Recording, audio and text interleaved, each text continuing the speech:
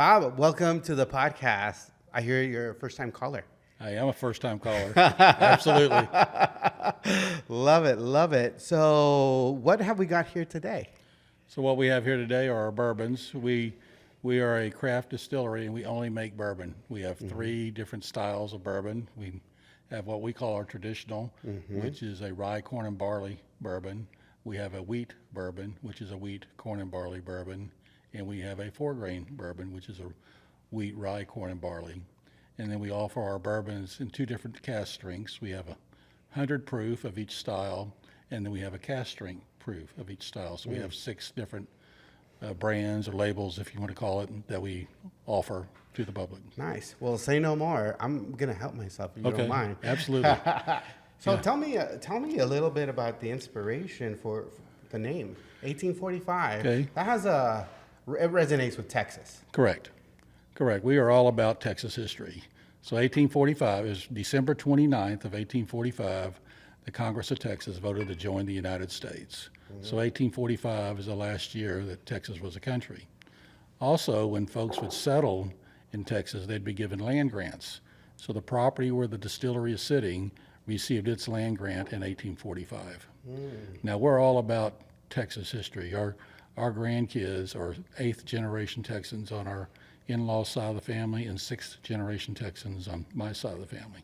So we're all in for Texas history. Yeah, that's you got some deep roots here. We got some deep roots, yes, sir. And can I taste some of those deep roots with this? Right You here? probably can.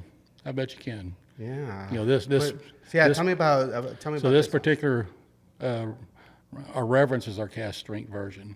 This one is a double gold in the San Francisco competitions this year, in 2024. Just received a double gold. One of the best in the world. One of the best in the world, that's right. So you're done. So no, I wish it was that simple, right?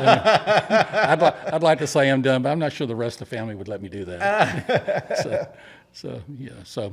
But this is done very well. It's one of our, well, they all sell equally well. We've done very, very good in our tasting room, and we entered into distribution just in March of this year. Yeah. So we were just now getting out across the state of Texas, and so we're all pretty pumped up about And that. part of the whiskey trail, right? Part of the whiskey trail. That's Absolutely. right. No, I could taste the fruits, the fruitiness of it, the fruity elements, and right in the back, right there, it's really nice.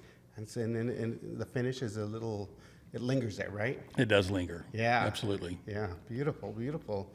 So what does that mean for you? Like, how do you continue with this excellence? You've received these accolades. How do you continue with the excellence?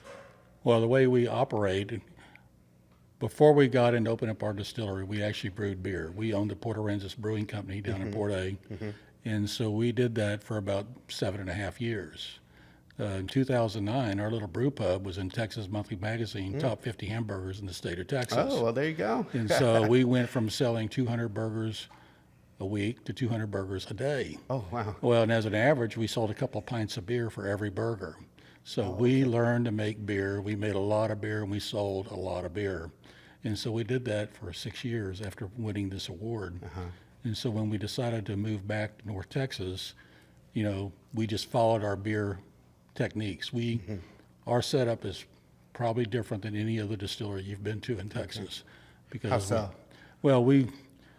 We follow our beer techniques from doing our fermentation. Okay. We learn that there is a relationship between time and temperature when you're doing fermenting.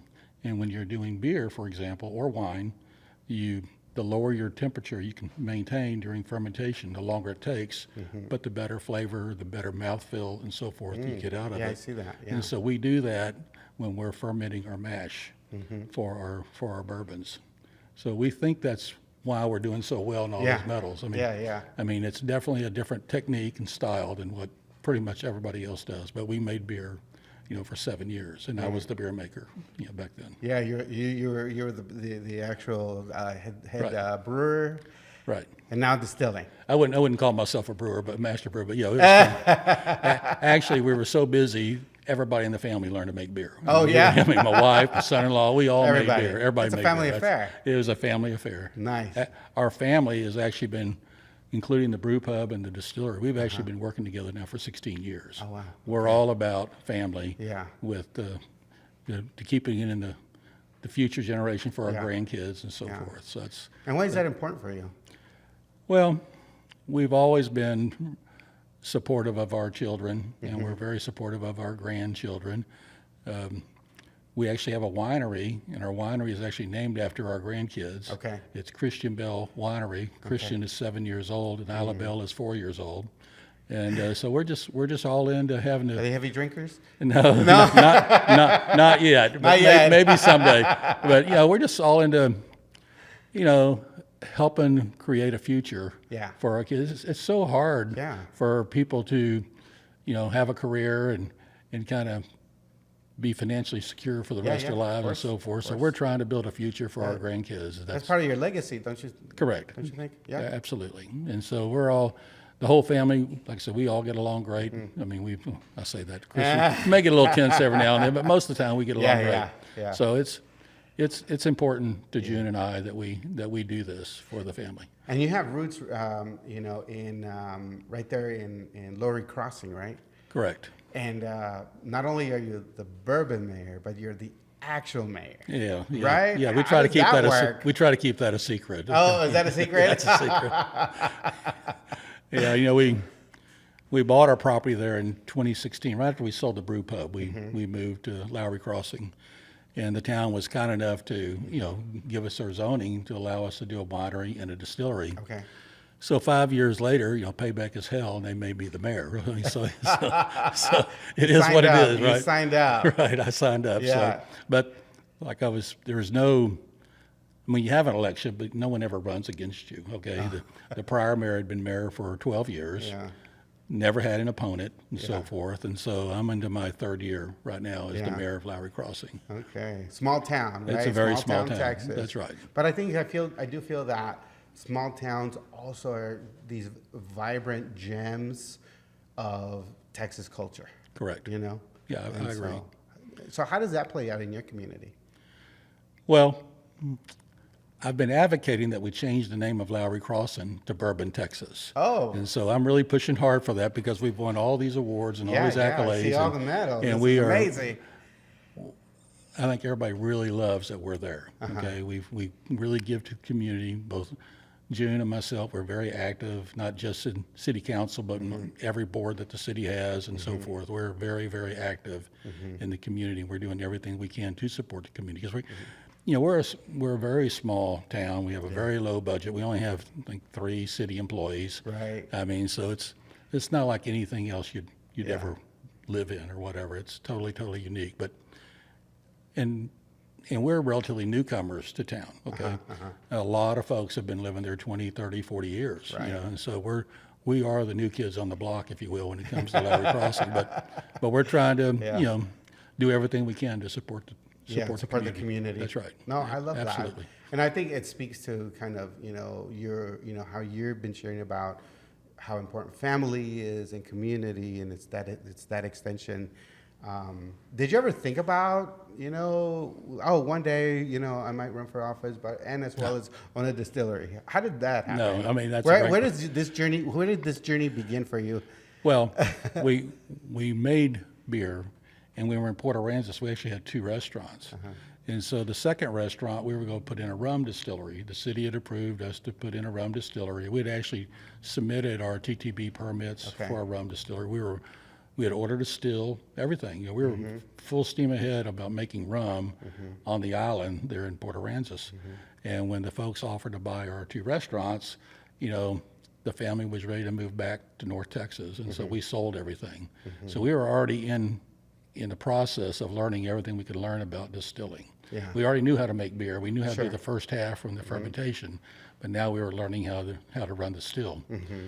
Unfortunately, that still that we bought, it came in about 3 months after we sold the restaurants, but it was designed for making rum, and so it really wasn't the right still for us to use for making bourbon.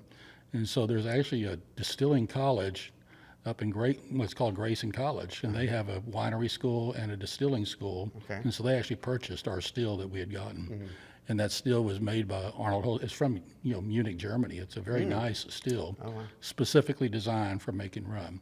And so that still is, I guess, being used up there nowadays. Yeah. But we had the distilling bug, and I like bourbon, Yeah. so actually, day one? from day, I like bourbon better than I like beer, but so it was an easy change for us to go from making beer to making bourbon. It's been a lot of fun. Meet a lot of great people. It's just a totally different environment than what we're doing, so it's been a lot of fun for everybody in the family. No, I can tell. You can have that pride, and so what can people expect when they come to your distillery? Okay, we have a nice tasting room. Our tasting room's only open on Friday evenings from 4 to 7, and on Saturday noon to 5.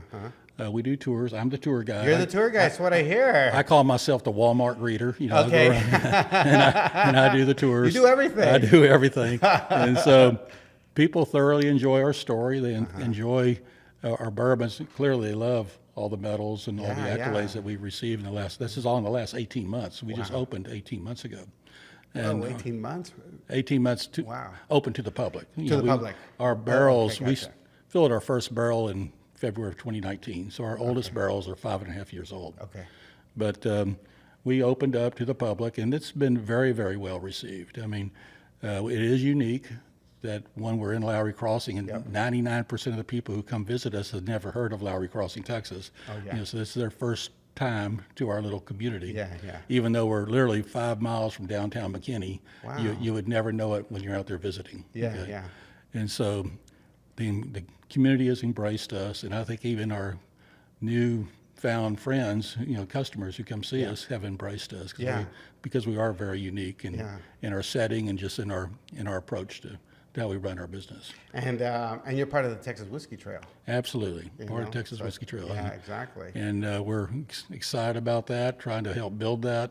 We really appreciate this opportunity that the State Fair of Texas and the GO TEXAN doing for all the Texas distilleries. That's fantastic. Yeah, exactly. No, we truly, truly, truly appreciate it. Yeah. So last question. Sitting here today and looking back at the point where you started, what advice would you give yourself?